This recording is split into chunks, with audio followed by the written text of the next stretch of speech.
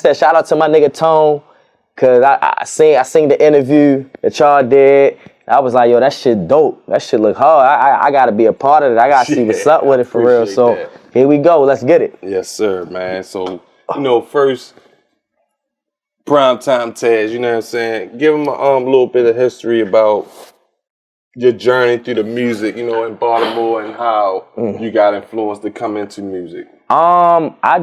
It's okay. So how I came into music, I kind of spoke on it a little bit earlier, but just like going through things as a child and just not really knowing how to express it.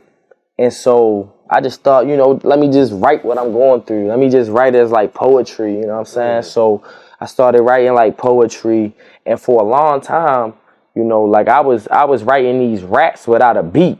Now I cannot write a rap without a beat. I'm there now. I can't I can't do it. It's annoying as fuck. But at that time, I ain't even gonna lie. I'm like, yo, I'm from Baltimore. I ain't never even heard of Baltimore rappers. Like I'm thinking I'm the only nigga that rap here. I ain't gonna lie. Like it's How fucking. old you start? I was 7, 8 years old type shit. So I'm young. I don't know. Okay. So I'm as a kid, all I'm hearing is like the 50 Cents, the Lil Waynes, the Kanye Wests. Those were the first 3 artists that I was like inspired by. Gotta throw Jay-Z in there too as well. But I'm buying these guys' albums, listening to it song for song, listening to the rhythm and just the ambiance of it. Like, why is it like this song going from this song and how it takes you on a roller coaster ride. And that's why I've always been like this album driven kind of artist, like, a single driven artist. But then it's like me, I'm big on catalog, what I'm saying? I want that 8th song of the album to be your favorite joint. I want, what I'm saying? So at that time, I'm studying the game. And even at that time, I'm taking, listen, this is how passionate I was about it. I'm taking, I buy the albums, but like take out the album books and the back covers and all that. I'm taking that out. I'm cutting notebook paper, drawing a cover art and what the album gonna be called. And then I'm cutting up another paper and putting the track list. And then I'm putting my shit into the plastic CD cover type shit. I was that on it for real at a young age. And this is without even recording. And let me get to that. So I'm going in for years. I'm going from just writing the raps and just remembering the bars. Niggas ask me to rap. I can just remember that shit. I'm young. I ain't smoked, drink yet, so my mind is fucking fresh. I can remember. I can barely remember this shit now, but so it goes from that to linking up. Shout out my nigga Big T. I don't know if he go by that now, but that's what he went by when we was kids. We taking MP3 players. I'm getting MP3 players for Christmas and shit. And we taking MP3 players and putting them next to a speaker, going on YouTube, typing in the instrumental, turn the speaker up just loud enough to where as though the beat not overpowering the words. And we're literally making raps recording on the MP3 players. I don't know if y'all knew, but MP3 players, you used to could record on them shits, you feel me? And so, so I'm recording on that shit. I'm going back, listening to it like, damn, I think I could really like sound good if I record. But at this time, I don't even think that there's a studio in Baltimore. Like I didn't know none of this shit existed. You 7. Well, at that time, I'm probably like 11, 12 years old type shit. And so we still be stuck, you know what I mean? You just don't, you just oblivious to it. You just really just don't know. You know what I mean? Plus, I'm not knowing Smash, Test, Stars at the time, Mully Man. I don't Boss Man. I mean, I heard him on the game, but I didn't know Boss Man was from Baltimore. I didn't know. Like, I just didn't know, right? So, I'm 13, 14 years old at this time, and this is why I'm really big on working with the youth, because I know the impact of it, right? I'm in middle school, and these 2 guys walk in. They're doing a class. They work for an organization called Unchained Talent. And one named Tavon Murphy, the other one name is Careers Marcel. Shout out to them guys. They changed my life. They come in with the studio equipment. Remind you, I already got the skill. I just never was able to record. Right. So they come in like 2 or 3 weeks. I'm in there writing raps for everybody.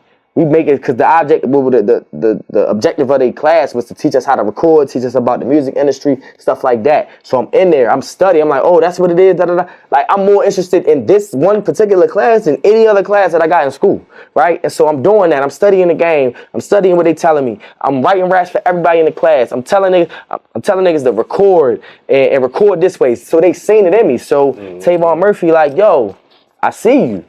I want you to, I want you to come to the crib. I'm gonna record you for free. Let's just see how it go, type shit, what right? They was into? Who was that? Tavon Murphy. Tavon, so they had they was with an organization called Unchained Talent. And so, like I said, they came to the school just to record. Gotcha. But when they seen how passionate and advanced I was than anybody else in the class, he was like, yo, come fuck with me. You get what I'm saying? Okay. And come to the crib. So I'm coming to his mom and pop's basement. I'm in there rapping my ass off. I actually ended up recording my first mixtape. And so from there, I'm hitting party. I remember, shout out Rochelle. I think she used to throw parties. Her pop, I met her out the county as well, but her pop, you know what I mean? Used to let her throw parties and stuff. She used to bring them out. And I remember the first time I performed, man, it was, whew. It was bad. Like, it was so bad. It was just like, everybody was rocking with me at first because it was like, oh shit, somebody rapping. But I didn't have a stage presence. This is my first time performing, you know what I'm saying? So a bunch of people started to walk away. A couple people were still standing there showing love for real. But, it is what it is. Boom. So I started doing that. Started promoting my shit. I'm talking about I'm on the subway. Yo, you listen to rap music? Well, shit. I'm selling my mixtapes for $5, this, that, and the third. I'm 14, 15 years old, leaving school just to hop on the subway, just to promote my shit. You know what I'm saying? So I'm going from that to linking up with my guy, DJ Prolific. This is why I'm real big on fucking with the youth. You feel me? Because I know how much it impacts us. I meet DJ Prolific. He's DJing at my school's, I felt like it was homecoming, and I asked him, yo, can I rap for real? For the homecoming, this, that, and the third. He let me rap. I killed it. You know what I'm saying? So from there, he's taking me to every prom, every homecoming. I'm talking about from Poly to Newtown, all this kind. And I knew it was effective because, I'm in a McDonald's one day, and they like, yo, you such and such that performed at our homecoming, right? So boom, right? So that's happening, and then I got my crew with me. Shout out, I had my team called Primetime Cartel. Couple of my friends I went to school with, a couple guys I grew up with, this, that, and the third, and we just linked up, and we just ride around. Just I'm talking about, I'm performing with I'm performing at Skateworks.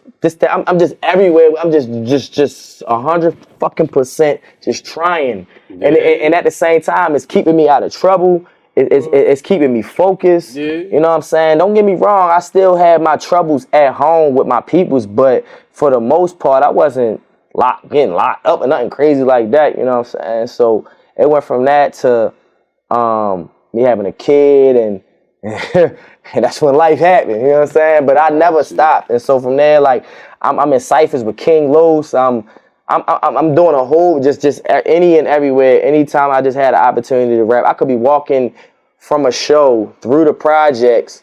Yo, Ted, spit a rap, spit something. And I'm just going at it. This is fresh off a performance somewhere, you know what I'm saying? Yeah. So just any opportunity to rap, that's what I was on. And so now I'm just on some grown man shit. I know that fucking answer was 5 minutes long. No, but that's what gave me. Remember, like I told you, like, yo, you seem very passionate about your craft. You know what I'm saying? That's why I said that. It came from here. You feel what I'm saying? Yeah, and I understand that shit, bro. I understand that shit. Yeah, absolutely. Trust me, bro. You ain't do too much. Absolutely. But look, yo, you got a project coming out. Yeah. You know what I'm saying? No, it's out. My bad. It's out. It's out. It's out now. Project out. It just came out last Friday. Fourth quarter. Legacy Motion. Yeah.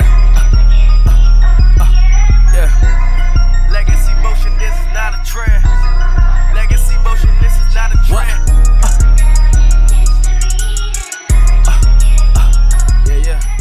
You know what I'm saying? Yes, sir. What inspired you to make that project and drop it in the fourth quarter? Because that's like, usually, you know what I'm saying, they don't really drop in the fourth quarter if you was hip to that type. Yeah, no. I know that.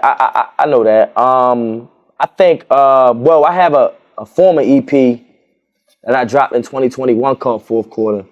And I just try to, just make that a little thing about me. I'm real big on sports. I'm real big on just like what it means to be made a legend. And usually those moments come in the fourth quarter. This is the last bit of the year that you have. It's time to just lock in, get to this money. It's holiday season. We got kids. Like it's just getting people to just lock the fuck in. I'm letting niggas know I'm locked the fuck in. A focus Tez is a dangerous fucking Tez. You get what I'm saying? I'm coming. You know what I'm saying? And the first album, the first fourth quarter, I have a quote on the cover. It says something like, what you do now is going to dictate your next year. Yes, sir. You know what I'm saying? So right now we're preparing for 2024. We're preparing for the next year. And I'm not really the type to wake up January 1st and say, I got all these goals and this is my New Year's resolution. I'm going to hit the gym. But then by the time it's January 12th, you know what I'm saying? You ain't doing shit type shit. You know what I'm saying? So, nah, it starts now. So when you say we preparing, do you got a team, you know what I mean, rolling with you for I heard that. I got a team. I got supporters who on the same tip I'm on. And anybody that's fucking with it. You know what I'm saying? Like, I want this shit to keep you gauged in and lock you in. You know what I'm saying? Like when you hear this shit, you get locked in. You know what I mean? Yeah, yo, I heard you. I heard some of your shit on YouTube. And man, it was really nothing what I thought. You know how niggas be judging. Yeah. As soon as you see, I'm like, oh, let me ask you. Okay, so when I reached out and when you saw the Instagram, what did you expect? And then tell me what was like the result. You know what I'm saying? Well, keep it real, when you reached out, you know what I'm saying? I'm like, all right, he probably seen Tone shit. You know what I'm saying? Because I'm tech. You know what I'm saying? Yeah, for sure. But when I ain't gonna lie, first when you hit me and you text the phone, I'm like, damn, yo, this energy don't feel right. When I hit you and I ain't get no response back, I'm like, God damn. I'm like, let me go and hit him in the morning, man, see how he looking. Then when you hit me with the TY, I thank you again. I'm like, I said, there you go. There we go. Yeah. You know what I'm saying? Came right. I said, yeah, we're going to have a good one. Yeah, that's right. You know what I'm saying? And then I just started checking you out more and more and more. You know what I'm saying? It was like, man, this guy, yeah, man. I appreciate that. You know what I'm saying? And then I learned that you had a podcast too. Yeah. Yup. Think before you speak. That was a time of my life for sure. I learned a lot. I learned just even like the other side of what I don't see as an artist. Yeah, like that's what I'm seeing a lot of right now. Just the production side, the preparing side, taking notes, just because the consistency that you have to have. See, as an artist, if you drop some shit and it's the right shit, niggas fucking with it, you don't really gotta drop that next week. Nah, with podcasting and having shows, you have to drop constantly. You know what I'm saying? So that consistency is on a whole nother level and everything has to be in line. You know what I mean? Like with rap, right? So my guy, you know what I'm saying, he's supposed to come out with me tonight, you feel me? But he got tied up with something. Okay. But I'm still here. Yeah, the interview's still getting done. The energy is still here. With a podcast, if one of your co-hosts is missing, it's just like, damn, like it's not what we wanted to be. It's not on point how we thought it would be. Everything has to be in line. From your co-host to the fucking director to the fucking engineer. You know what I'm saying? Like everything has to be in line for that shit to work. Unless you just not really, you know what I'm saying? You know how to pivot real fast. But I didn't have that. I really just wanted to be the personality. You know what I'm saying? And I will fully admit that. Like I'm not the guy that's going to record this shit and engineer this shit and be the fucking face of it. Like, no, it's too much. Yeah, it's too much. So it'll wear you out for sure. So, but nah, shout out Chico Brando. Here, I don't know if he go by that now. He keeps saying he do, but that's not his IG name no more. I don't fucking know. And King Shay. But that shit was a journey, yo. Like, I was going through women co-hosts because shit, the energy just wasn't right. You know what I'm saying? Like it was definitely a process. I had It was basically a debate show. We had live debate nights where a bunch of people came out, and I had these signs with the logo on it. One side was black, one side was white. We would ask a question like, who had a better Friday, Mike Epps or Chris Tucker? Mike Epps would be black, Chris Tucker would be white. We leave it in the air, we bring 2 people on stage, and they just debate that shit out. And it was a lot of fucking fun. Damn, yo, what you think about fucking with us then? Let's do it. Real talk, like. Let's do it. I like what I do right here. Like I just told you I was branding, you know what I'm saying? For the up and coming artists, bro. If you got anything, you know what I'm saying? Hey, let's lock it in. Let's lock it in. Because I see you around in the city scene. Yeah. I feel like I'm a little older, bro. I can't chase that scene down as, you know what I'm saying, as much as I would like. You feel me? I'm borderline. I'm almost there. I'm like, yo, this shit. I check your page out. Listen. Yeah, you right there. Bing, bow, boom. Listen, I'm contemplating on going to this open mic right quick at Ali. I'm contemplating on it, but 3 years ago, I'd have just did it. You know what I'm saying? So, like, right now, I'm at that point where I'm like, nah, just sleep on that, though. It's tough. You know what I mean? Just sleep on that, though. It don't have to be like no everyday thing, but like, yo, all right, we about to go out. Like, it's an event. Well, we about to go run down on YG Tech. We about to go run down on Big Foodie Jake. You know what I'm saying? We get an interview, you know what I'm saying? Right there on the spot type shit. You know what I mean? Just for content. Right. You know, do our due diligence. You see what I'm saying? I don't know. You rapping, though. You ain't into that shit. You rap. I mean, you know what I'm saying? You barking up another tree. You know, hey, man. I know, man. I mean, I'm real big on networking, though. So, you know, whenever there's a situation. I like your energy, bro. Yeah, whenever that's all I'm saying. You feel me? Yeah, whenever it's a situation where, you know, we can just bridge the gap out here. Like, it's guys that, like Tone, guys I went to middle school with, elementary school with. They're doing their thing, I'm doing my thing, and we still haven't even done a song together. Like, I'm trying to figure out a way to make that happen. I just made it happen with my guy, Mook Ali. Shout out Mook Ali. We got a show this Saturday, matter of fact. He's headlining it. I'm going to come out right before him.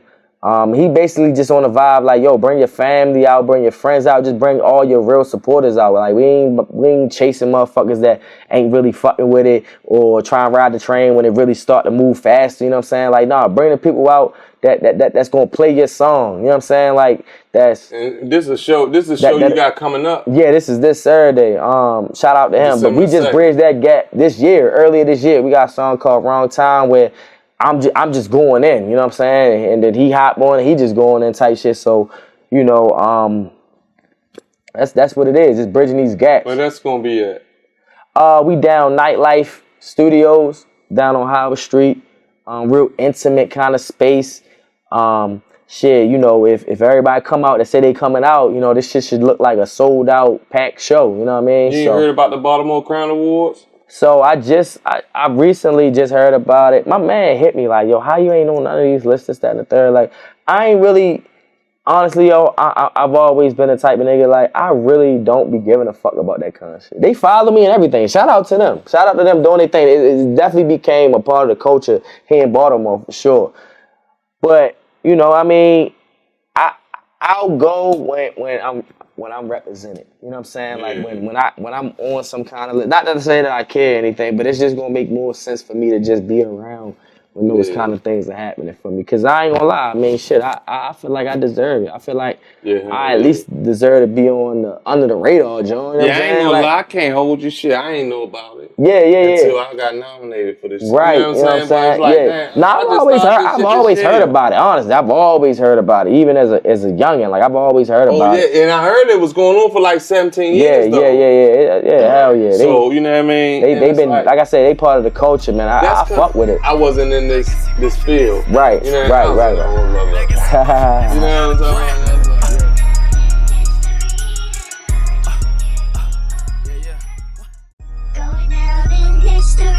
Yeah. Legacy motion, this is not a trend. Legacy motion, this is not a trend.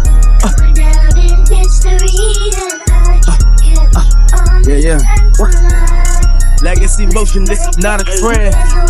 Legacy motion, this is look. Fresh out the trenches, chillin' in the cut, cause I don't like attention. Not to mention, I don't like these niggas, nothing like these niggas. Dick, ride, love, hyping niggas. You take enough for them, but they ain't fighting with you. They ain't on your side when it's time to ride. Talking shit on Wi-Fi, cause they scared to come outside.